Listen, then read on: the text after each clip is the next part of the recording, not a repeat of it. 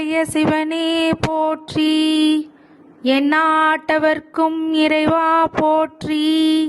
ஓம் விக்னேஸ்வராய நமக. குலதெய்வமான ஸ்ரீ பொன்னம்பல சுவாமி, ஸ்ரீ பொன்முத்து கருப்பண சுவாமி, அங்காள பரமேஸ்வரி, பாப்பாத்தியம்மன் துணையுடன் இந்த நாள் இனிய நாளாக அமைய அனைவரின் அவரவர் குலதெய்வம் காத்து அருள் பாலித்து பிரம்மாண்ட வெற்றியை கொடுக்க வணங்குகின்றேன்.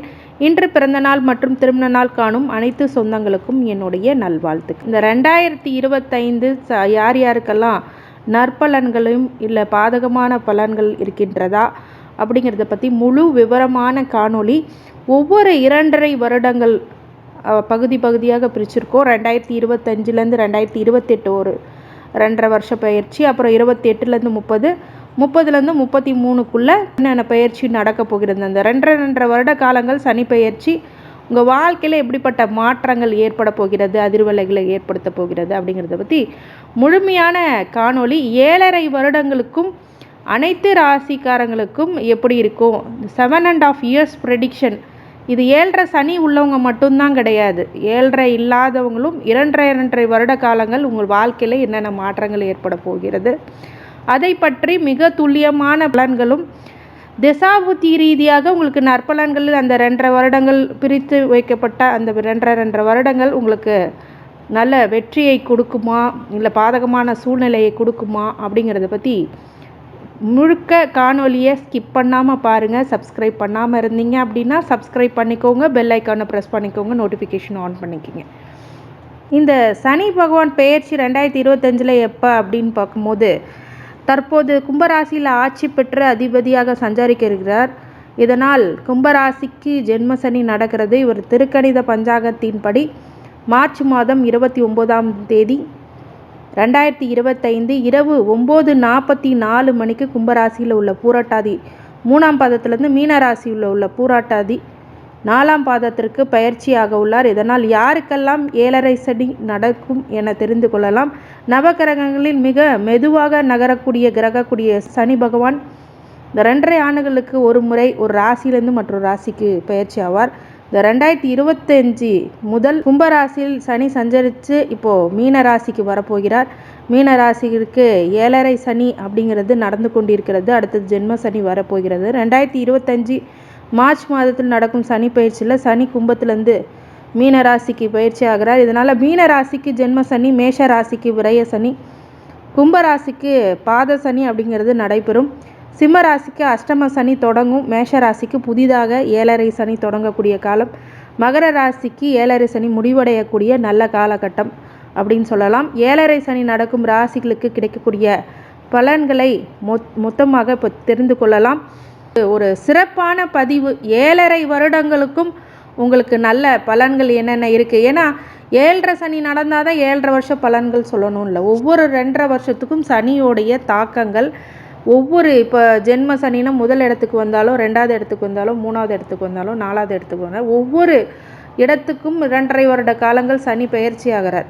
அப்புறம் ஒவ்வொரு ராசிக்கும் என்ன 2.5 வருஷம் என்ன நடக்க போகுதுன்னு மொத்த 7.5 வருட பலன்கள் எந்த ஒரு அஸ்ட்ராலஜரும் போட மாட்டாங்க அவ்வளோ சீக்கிரமாக. அவ்வளோ வருஷ பலனை உங்களுக்கு ஒரே பதிவாக கொடுக்கறது அப்படிங்கிறதுனால நீங்கள் இதை தெரிஞ்சு வச்சுக்கோங்க. மிகப்பெரிய நன்மை பலன்கள் உங்களுக்கு ஏற்படும். இதனால் ப்ரீ பிளான் பண்ணி உங்கள் வாழ்க்கையில் ஒரு செக்யூர்டை நீங்கள் உருவாக்கிக்கலாம். இந்த காலகட்டங்களில் அமைதியாக இருக்கணும், இந்த காலகட்டங்களில் எப்படி நடந்துக்கணும் அப்படிங்கிறத பற்றி முழுசாக பார்க்கலாம். பாதக சாதகங்கள் அது நம்ம எப்படி நிவர்த்தி பண்ணிக்கலாம், எப்படி நம்ம தற்காத்து கொள்ளலாம் அப்படிங்கிறது தசாபுத்தி ரீதியாகவும் சொல்ல இருக்கிறேன். அப்படிங்கும்போது முழு விவரமான காணொளி ஸ்கிப் பண்ணாமல் பாருங்கள். ஃபாரினில் இருக்கிறவங்க, வெளிநாட்டு வாழ் மக்கள் அனைவருக்கும் இது ஒரு சிறப்பு பதிவுன்னு கூட சொல்லலாம். உங்கள் வாழ்க்கையில் இந்த மாதிரி விஷயங்கள்லாம் நடந்துக்கிட்டு இருக்குது இந்த தசாபுத்திகள் அப்படிங்கும்போது அங்கே என்ன மாதிரி நான் வழிபாடுகள்லாம் பண்ணலாம் அப்படிங்கிறத பற்றிலாம் முழுக்க சொல்ல போகிறேன். பார்த்து தெரிந்து கொள்ளுங்கள், பார்த்து பயன்பெறுங்கள். வாட்டி எங்கள் சேனலை பார்க்குறீங்க அப்படின்னா கண்டிப்பாக சப்ஸ்கிரைப் பண்ணி உங்களுடைய உற்றார் உறவினர்கள் நண்பர்கள் அனைவருக்கும் பகிர்ந்து பயன் தருமாறு கேட்டுக்கொள்கின்றேன். இதனால் ஒரு சின்ன ஒரு உதவியாகவும் அவங்களுக்கு இருக்கலாம், மிகப்பெரிய உதவியாகவும் அவங்களுக்கு கண்டிப்பாக இருக்கும் அப்படின்னு சொல்லி இந்த காணொலியை ஆரம்பிக்கிறேன். மேஷ ராசி கார்த்திகை நட்சத்திரம். இந்த கார்த்திகை நட்சத்திரத்துக்காரங்களுக்கு மேஷ ராசி அன்பர்களுக்கு எல்லாமே 7.5 சனி அப்படிங்கிறது ஆரம்பிக்கிறது ஒரு பக்கம் உங்களுக்கு மிகப்பெரிய ஒரு சில மருத்தங்களும் அதிர்வலைகளும் அதிர்ச்சி விட்டு சில விஷயங்களிலும் உங்களுக்கு ஆட்படுத்தி கொண்டிருக்கிறது. ஆனால் திசா புத்தி ரீதியாகவும் கோச்சார ரீதியாகவும் இணைத்து சொல்லும் போது அந்த பலன்கள் ரொம்ப துல்லியமாக இருக்கும். பொதுவாகவே கோச்சார ரீதியாக பார்க்குறது உங்களுக்கு 100% இப்போது நடக்கும். ஆனால் திசா புத்தியும் ஒரு காரணமாக கண்டிப்பாக உங்கள் வாழ்க்கையில் அது இம்பேக்ட் பண்ணும். அப்படிங்கிற அடிப்படையில் 7.5 வருடங்கள் 2.5 வருடங்களாக உங்கள் வாழ்க்கையில் எப்படிப்பட்ட மாற்றங்களும் அதிர்வலைகளும் ஏற்படுத்தும் அப்படிங்கிறத பற்றி மிக விரிவாக சொல்ல இருக்கிறேன்.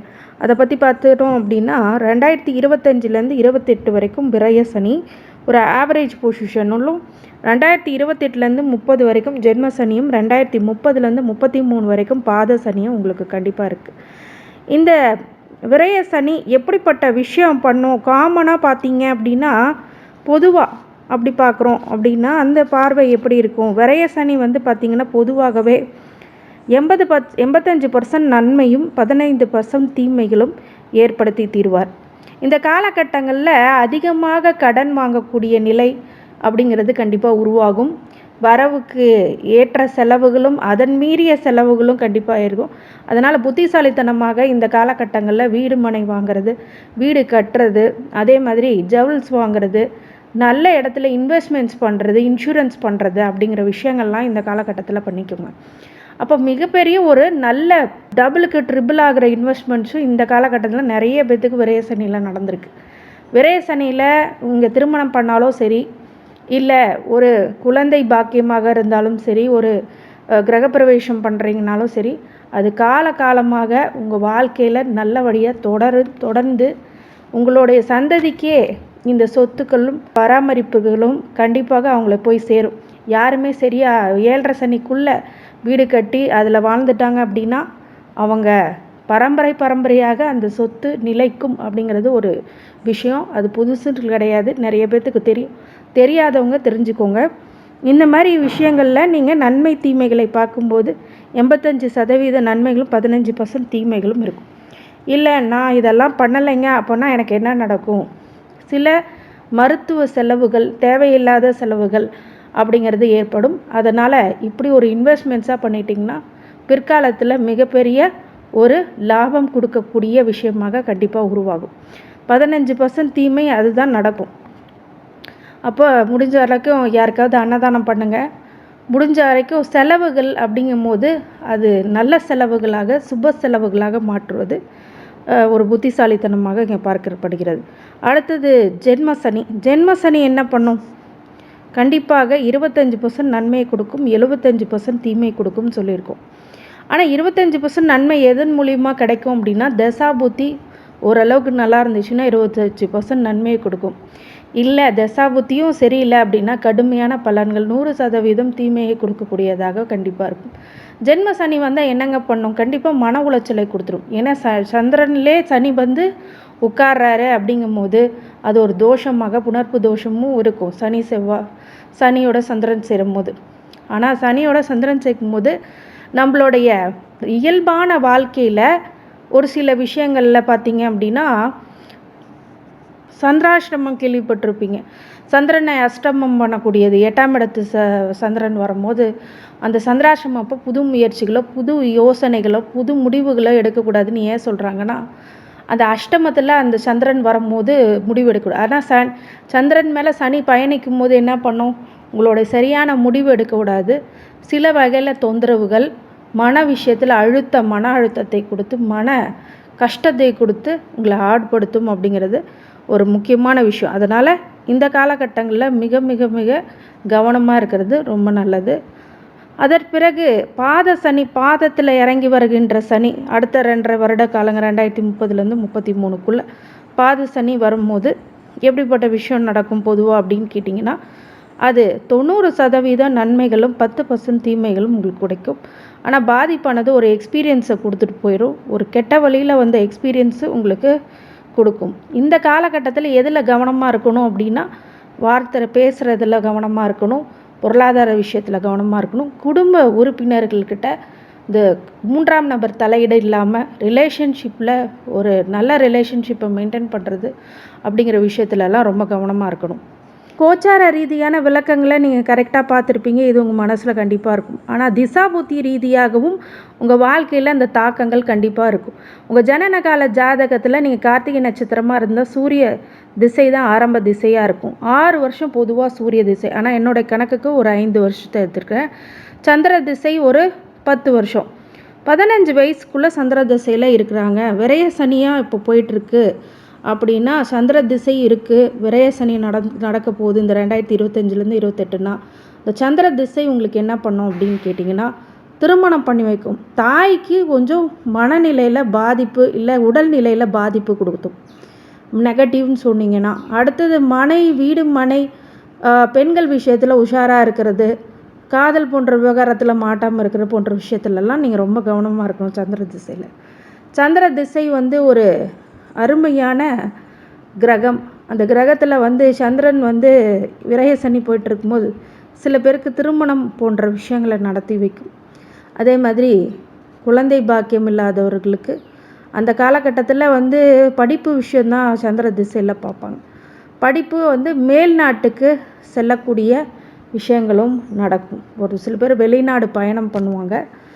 ஊர் விட்டு ஊர் செல்லுதல் அப்படிங்கிற சந்திர திசையில் கண்டிப்பாக நடக்கும். சில பேர் கண்ட்ரி விட்டு கண்ட்ரி போவாங்க. இந்த மாதிரி விஷயங்கள்லாம் நடக்கும்.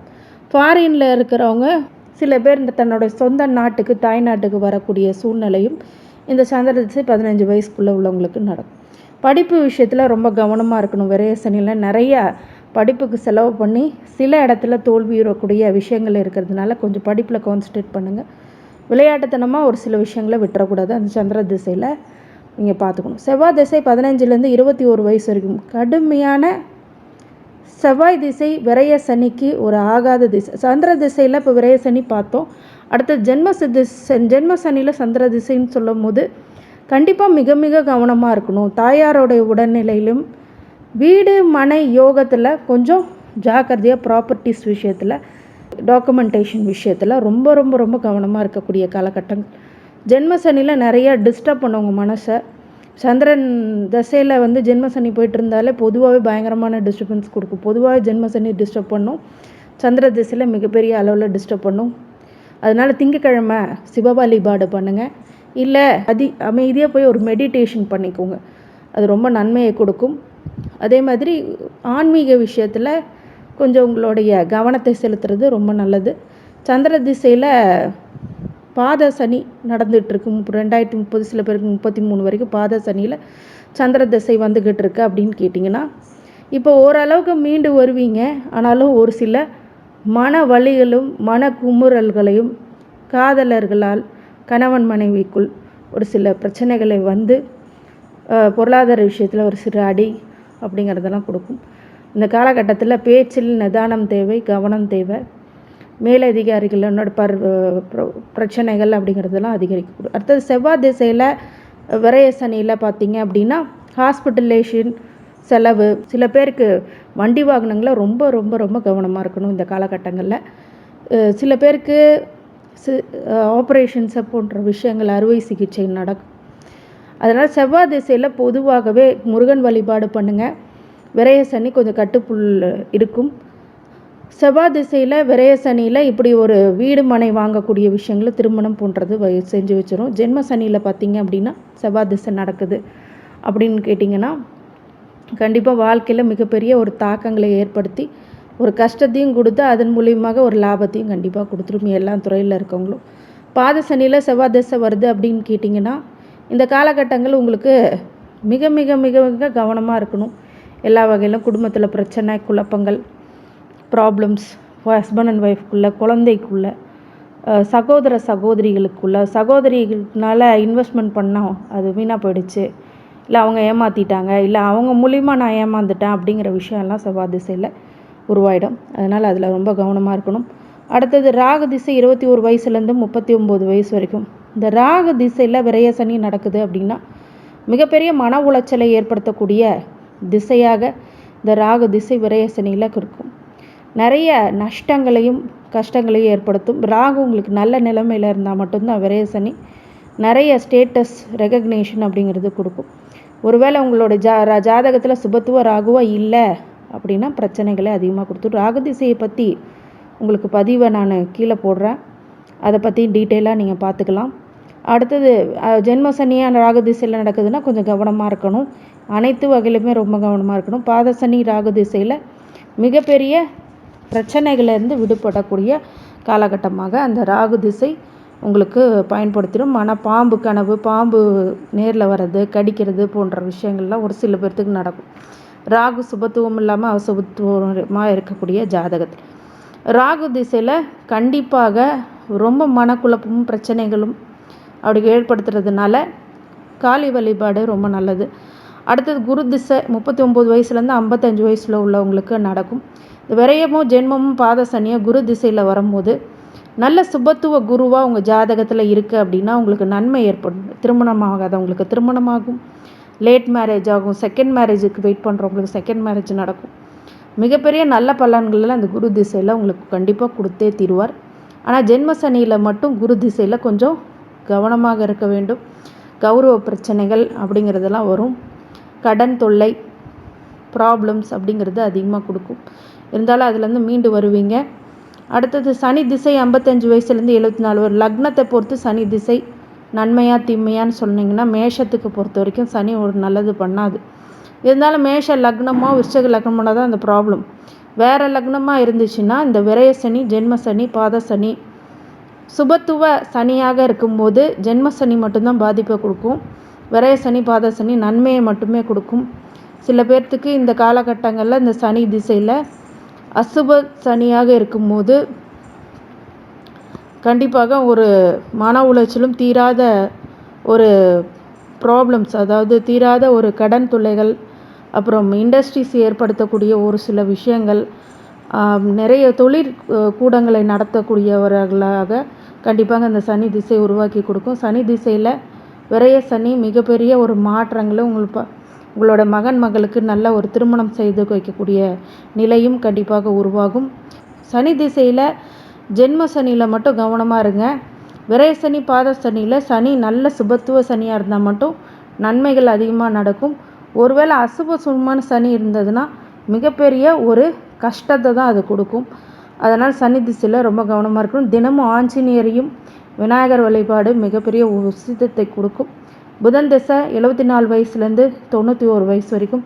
இந்த காலகட்டங்களில் விரய ஜென்ம பாத சனி எதுவாக இருந்தாலும் உடல்நிலையில் பாதிப்பு, மனசுக்கு பிடிக்காத சில விஷயங்களில் தவிர்க்கிறது அப்படிங்கிறது ரொம்ப நன்மையை ஏற்படுத்தும்.